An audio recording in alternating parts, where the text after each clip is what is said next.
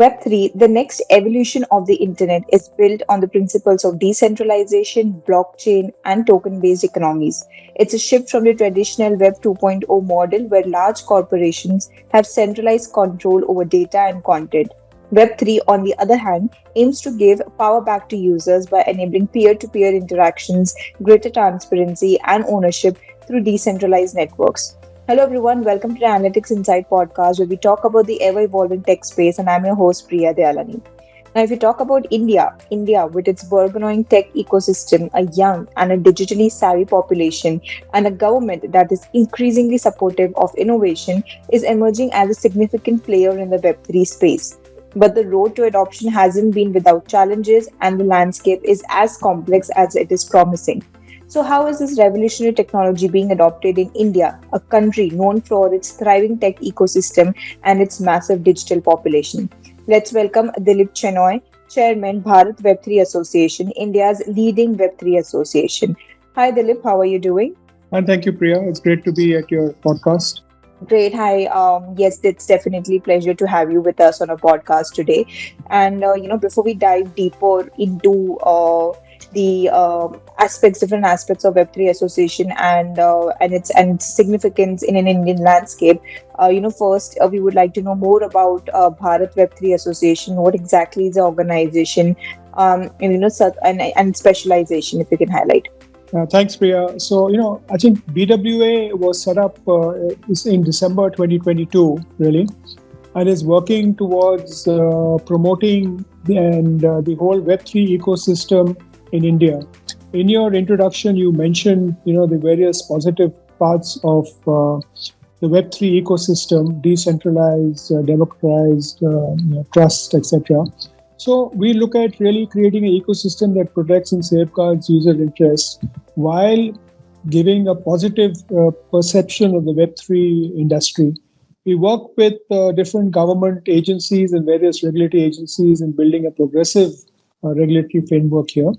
But we also work with industry partners to actually develop use cases and also to help people collaborate across different aspects of the Web3 ecosystem, whether it is tax companies or whether it is auditing companies or the smart contract companies, custody providers, exchanges.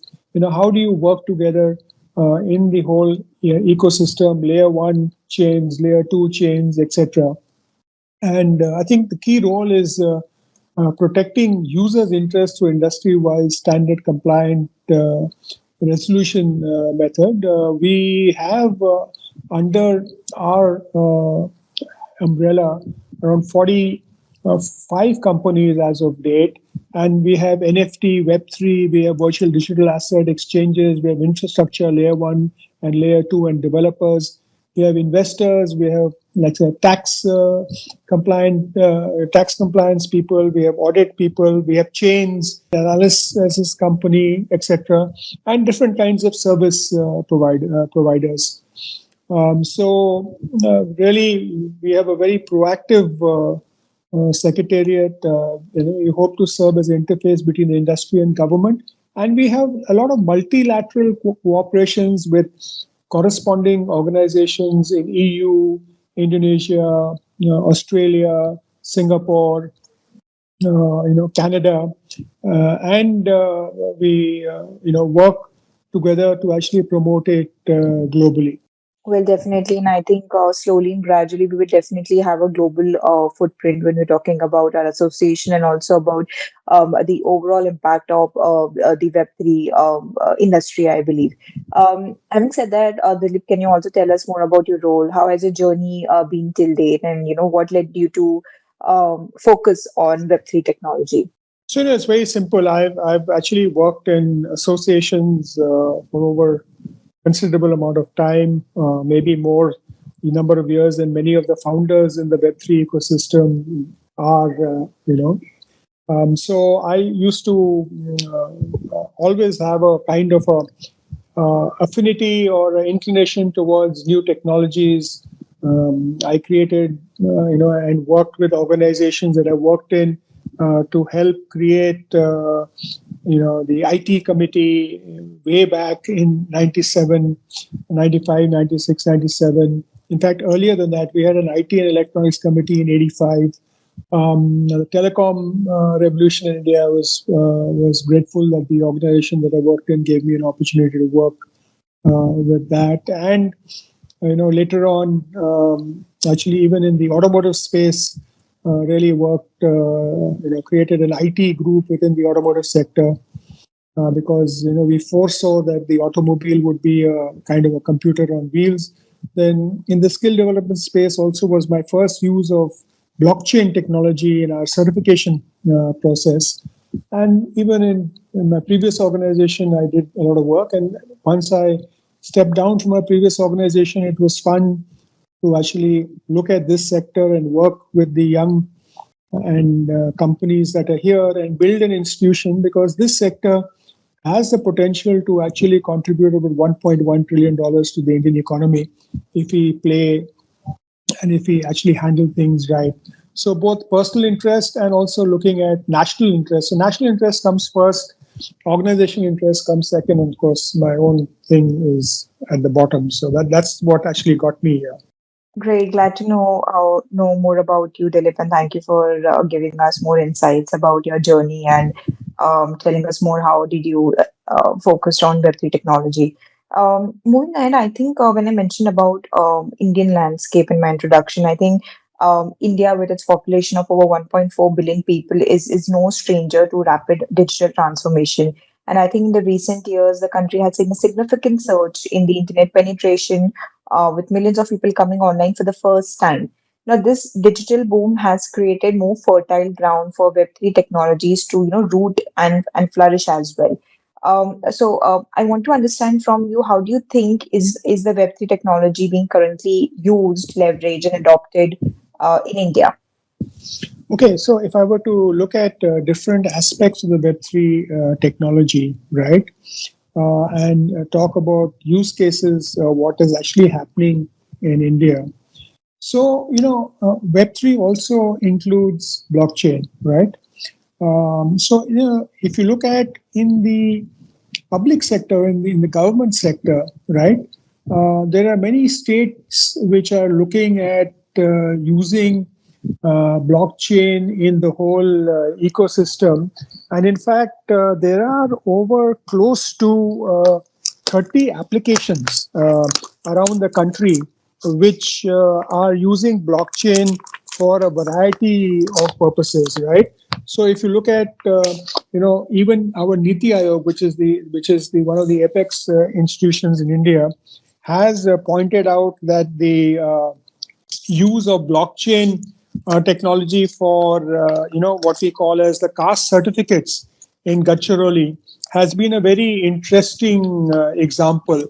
Similarly, in UP, we looked at a lot of the FIRs being put on blockchain, and the other aspects is looking at land records on blockchain, right? So there are many areas there around the different states which are using. In Telangana, I had set up a kind of a regulatory sandbox to look at how to do that, and they're looking at tokenization of land records. So, you have multiple things that are happening there in blockchain, for example. You have private initiatives on, tokenization of assets, tokenization of real world assets, etc. The second kind of initiative that we are seeing here is in let's say in the metaverse and in the other aspect where you have companies creating digital twins, creating X to earn products in the metaverse there. Looking at NFTs across the country, there were over 4,000 artists at one point of time creating NFTs going forward. Companies are using NFTs to promote their products in India. And then you also have a lot of use case applications of the chains, whether it is anti-counterfeiting or whether it is enabling, identifying education certificates, etc. But very importantly, the opportunity really here is that if you look at the Web2 ecosystem, a lot of centralized companies, etc., monetize the time that a lot of us spend on the web, and we as users don't own our data, don't actually get any significant outcome. And there are many applications and many smart contracts coming out there, whether it is in the film world or the music world, where Indians across the country have the opportunity of monetizing the time that they spend on the web, and therefore transforming lives at the tier 3, tier 4 cities going forward. So there are multiple things that are happening in different elements of the thing. So there is a chain working with, let's say, Seva, on looking at carbon credits. There's another chain working with the healthcare segment, right? And looking at how to enable tracking of healthcare products. Polygon, our member, is working with many other use cases across the country. So you see all of this happening here. And more importantly, if you look at all the companies around the world, they are looking at our engineers and our students in different universities, not only in amongst the top universities, but also along the universities across the country in tier 2 and tier 3 cities, and looking and training them and offering them the use of the infrastructure for them to develop new products and services, and therefore creating a whole new entrepreneurial class. So it's a huge opportunity across the entire value chain of Web3. And again, like I said, it has the opportunity of being a $1.1 trillion sector by 2030. And if you look at some of the other aspects of real world asset tokenization, a consulting company has said this is a $16 billion industry globally. So even if you get 10% of that in India, it will be quite significant. So if you look at in the Web3 developer community, right, we were only 3% in 2018. We are now 12% in 2023, right? Okay, and we doubled from 2022. Maybe we'll double again, hopefully this year. But let's see, right? BWA bought out a kind of is bringing out a compendium of 410 or 400 plus startups in this whole ecosystem. A lot of people are doing hackathons. So there's a lot really happening in the Indian ecosystem. You'll also see, gaming companies actually adopting this going forward. Well, yes, definitely, I agree with you, and even I hope that slowly and gradually, just like year on year, we are increasing our Web3 adoption. I think in the coming years also we'll also increase that. And I think with so many different aspects that you mentioned, it's clear that Web3 in India isn't just about cryptocurrency. I think a lot of tech enthusiasts always associate Web3 just only with cryptocurrency. We have decentralized finance. Then I guess Indian startups like Polygon, it's a protocol and framework for building and connecting Ethereum compatible blockchain networks. They have also gained international recognition. So that way, I think the success of such projects highlights that India's potential to be a leader in Web3 technology on a global stage. But while we have been talking about how we have been growing, I think we can't talk about Web3 adoption in India without addressing the elephant in the room, that is regulations. Now, the Indian government stance on Web3, particularly cryptocurrencies, has somewhat been very ambivalent. Now, on one hand, there have been discussions about banning or heavily regulating cryptocurrencies, where they are citing concerns about money laundering and even financial stability. But on the other hand, there's also clear recognition of the potential that blockchain and Web3 technologies have to drive innovation and economic growth. We want to understand from you what is your take on the regulatory environment in India surrounding Web3, and do you think we need more changes or more additions in the regulations? What are your views? Okay, so let me go back in time, and a few years ago it was really no regulation, right? Okay, I think we've had a series of small steps looking at regulating different aspects of this ecosystem. First was the advertising kind of thing, which came under ASCII. I think BWA worked with them last year to actually relook at it in the light of what has happened. So there are very strong advertising guidelines which are intended to protect the consumer. The second, which has happened, is because it is an IT-based thing, we come under certain regulations about, any prospective mishap or something in which related to the IT technology or things like that. The third area, and you mentioned it in your question, was that all the virtual digital asset exchanges or service providers have actually been asked to register under the Financial Intelligence Unit and report any suspicious transactions, etc. Okay, so I think the FIU has been taking a lead in this. They have actually done a lot of work here, and they have actually ensured that most people comply with sharing of suspicious transaction reports and all. And the FIU mandate is more than just virtual digital assets. There, we've also seen a lot of other initiatives come out from, let's say, the Niti Aayog, or let's say the BT, which is the Ministry of Information Technology. National blockchain policy has come up. They have also recently launched a platform for developing blockchain here. So you are seeing a lot of things happening there. But I think G20 was a turning point. Looked at the recommendations of the G20, and India. I think the Indian finance minister is on record actually saying that it is important that we have global, kind of a global regulation here. Okay. And I think the first thing that we mentioned was there needs to be global coordination and a comprehensive regulation, right? And there has to be cooperation among international bodies. Second, which you actually mentioned, the risk management and financial stability. Okay, so the G20 has actually talked about a robust regulatory measures to mitigate risks such as volatility of virtual digital assets, potential to disrupt traditional financial systems, and also the risk to emerging and developing economies. The third aspect that they really looked at was consumer and investor protection. Okay, and then the fourth, again, which you mentioned, was like anti-money laundering and countering the financing of terrorism. And I think to strengthen this whole framework going forward and global standards. And of course, they talked about the central bank digital currencies and addressing environmental concerns, etc.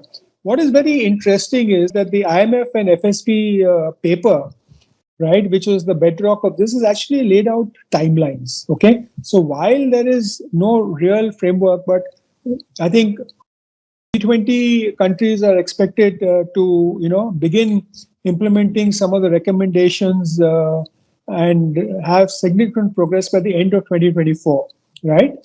And it was said that at future G20 meetings, which should be there. And of course, the risk-based, it advocates the thing that is also by the end of 2024. So, whether it's the regulation of stable coins, the data collection and reporting, or the consumer protection and market integrity, I think all of these have timelines which are made in end of 2024. So I think when we look at the next round, or the G20 meeting in 2025, we should have a clear kind of a timeline by when all of these things are going to come in. And very recently, the secretary in the Department of Economic Affairs, Secretary DA, actually talked about a draft consultation paper coming in. So while there are only bits and pieces of regulation, here, we expect that there will be further regulation coming out in accordance with the G20 timeline. But despite that, I think the BWA has taken some initiatives We have created a consumer protection guidelines. We have created a token listing guidelines. We are working on the next stage of, as we speak, on the next stage of consumer protection guidelines. We are creating cybersecurity guidelines and implementation processes here. And we're dealing with creating a framework to deal with other incidents that are here. So yes, at one level, there is no comprehensive policy for the development of this sector in India as we speak. But yes, at the other hand, there are different elements of that policy, and more so going forward, we at least have some visibility of some likely timelines by which the other, regulatory pieces will fall into place. Well, yes, definitely, I agree with you, and I'm so glad to listen to all the initiatives that the Bharat Web3 Association has laid down to foster more encouragement across Web3 technologies, and so that we create an entire culture that fosters more adoption of Web3 technologies across various use cases. And also how it is able to mitigate any challenges or risks that are associated with the technology. But when you're talking about challenges, I think when we spoke about regulations, there's another challenge, particularly in India, that's a digital divide. I think while urban areas in India have embraced digital transformation, rural regions still face barriers to internet access and digital literacy. For Web3 technology to truly take off and have a transformative impact, I think efforts must be made to ensure that all segments of the population can participate in this new digital economy. Now, of course, this will require more infrastructure, more education, and awareness programs to bridge the gap. So, what impact do you foresee Web3 having on India's digital economy, particularly in terms of job creation and innovation?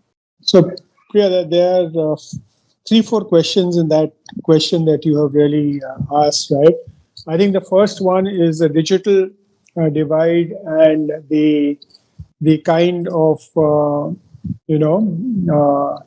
challenges that we will to actually spread this technology to the last person in the queue. If I were to paraphrase Mahatma Gandhi, when he said, when you look at any policy, look at the last person.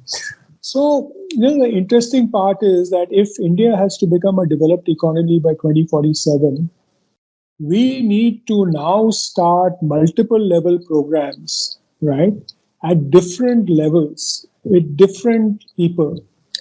So, if you look at a matrix, right, and say there are people who are in education, there are people who are working, and there are people who are out of education and out of work, right? And I'll come to the third category a bit later. So we need to actually include now digital literacy and Web3 programs, whether it is a course on, let's say, Ethereum or whatever it is, or, Solidity or something, and digital literacy programs in schools, colleges, and, for everyone in the whole education system, we need to actually do that, irrespective of the course that they're doing. And tailor kind of a thing that, Web3 applications in this. We are doing it in the case of AI. We need to also do it in the case of Web3. Because as a country, if the people in the education network are not familiar with this, then as a country, we might actually not develop in this space as fast as we want to. The second is that this industry is going to disrupt most industries going forward. Okay. And therefore, the people who are working in that industry, and there are many organizations that have started developing. In fact, even the IT and ITES Sector Skill Council, which is under NASSCOM and the Ministry of Information Technology, have included various programs in the Future Skills program.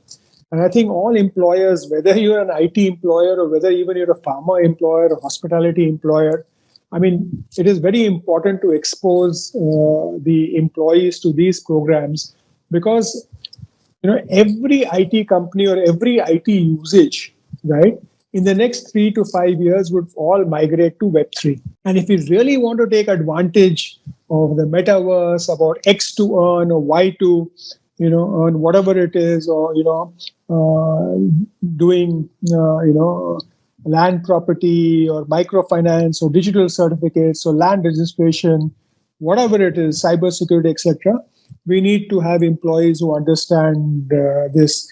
And we have a lot of training programs online, which people can use.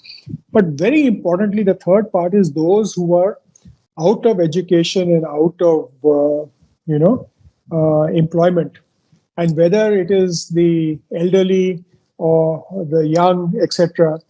Like we started adult literacy programs, others, and we need to actually do focused digital literacy programs going forward. Because even if we want to expand the usage of things like UPI and digital lending infrastructure, whatever, or CBDC, etc., we need to actually make people aware. And I think here, we need non-governmental organizations, we need industry organizations, associations like BWA, which we are trying to do, and the government entities, central and state governments, to actually work together.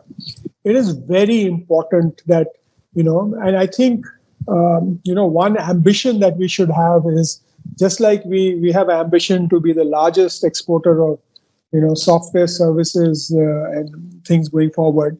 I think our ambition should be the number one digitally literate country by in the next 10 to 15 years. And we need to really take this initiative forward. The Prime Minister, of course, is leading from the front. Other ministries are leading from the front, but this is very, very important. Yes, I agree with you, Dilip, and I think we are more likely to see Indian companies making a global impact in the Web3 space, specifically in the decentralized finance, NFTs, and even blockchain-based supply chains. So, additionally, as the government's regulatory stance becomes more clearer, we can expect more institutional adoption of Web3 technologies and even other organizations coming into picture to further drive the growth and innovation of Web3 adoption. So, having said that, what trends do you predict in the coming, 5 to 10 years that would shape the Web3 technology and the Indian landscape together? No, I think, Priya, the first thing, what I see happening fairly quickly, and hopefully MITI and other organizations and states will drive this.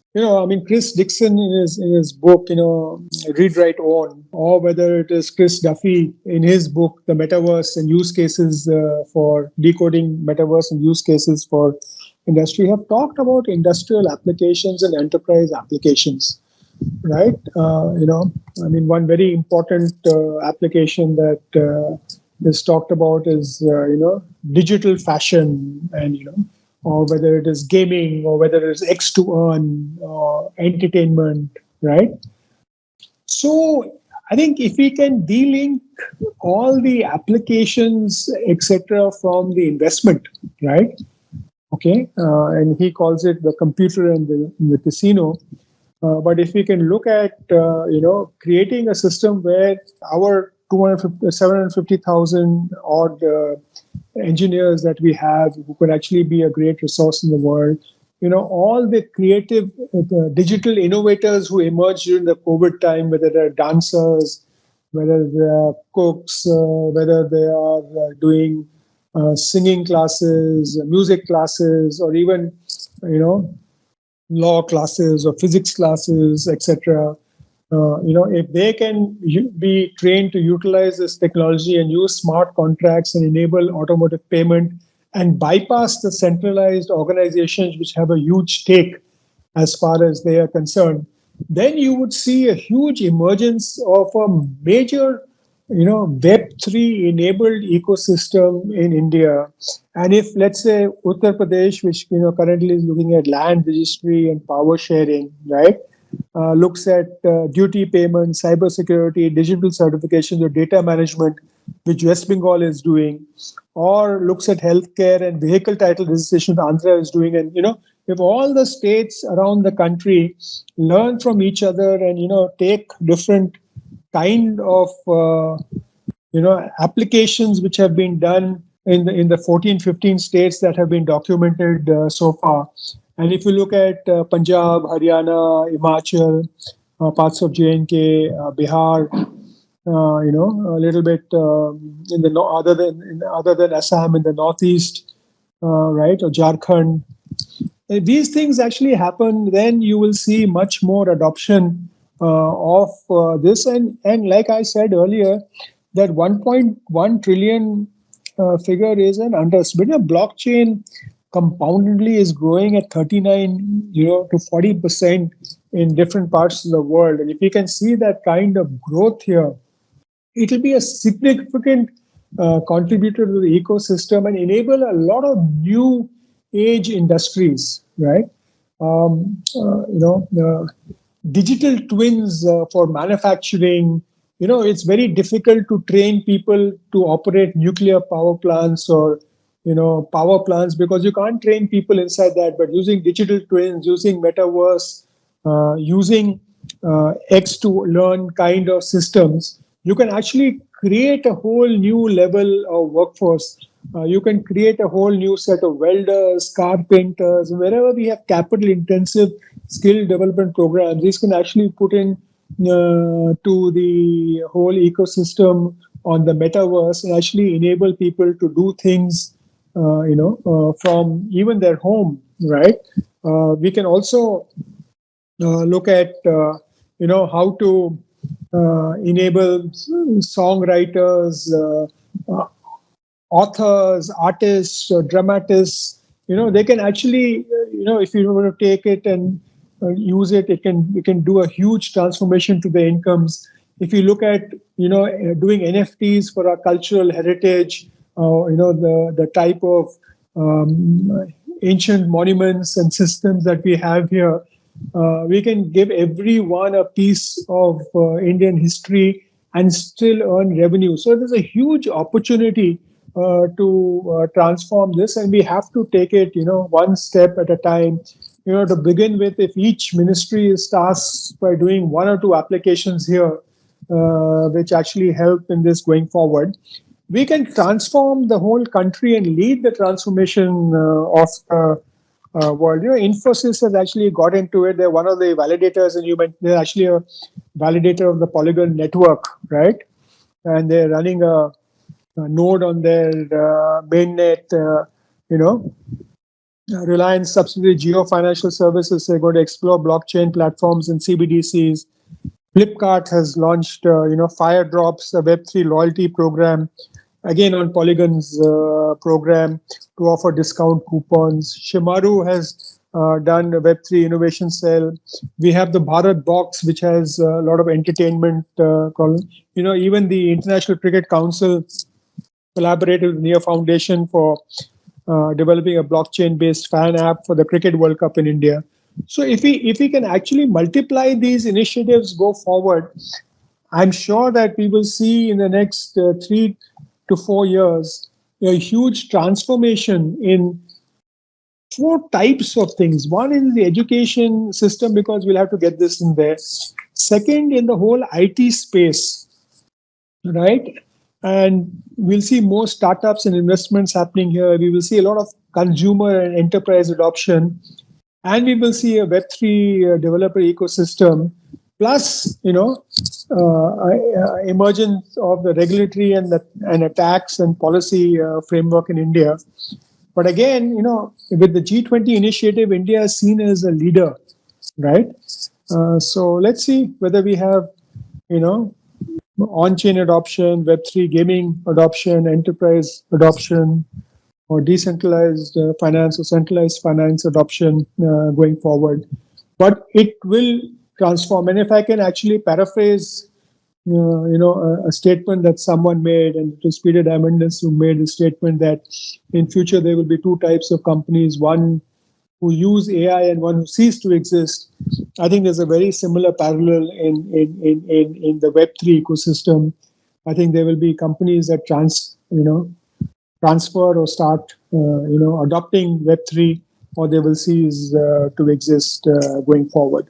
Well, yes, definitely. And I think if I had to wrap up, Web3 technology is at the forefront of a digital revolution in India, because you spoke about cryptocurrencies, decentralized finance, NFTs, and a lot other use cases. And that way the potential applications are vast. So having said, the opportunities are immense for Indian companies and the Indian government to tap onto these and help the overall country to economically grow and drive more innovation.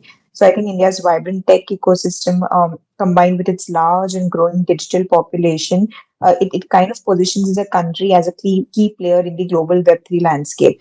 Yet, for this potential to be fully realized, I think it will be crucial for the government and the other subsidiaries also to address the challenges of regulation, accessibility, and even education. Well, thank you so much, Dilip. It was a pleasure having you with us on our podcast. And I think we got to learn more about the role of Web3 in the Indian landscape and probably how India as a country can leverage Web3 and drive more economic growth. Thank you, Priya. Thank you very much for having me here. Yes, thank you so much, Dilip. So, this is for our listeners. I hope you enjoyed today's Analytics Insight podcast and stay tuned for upcoming podcasts. You can view all our previous podcasts on Spotify and other leading platforms. Thank you so much.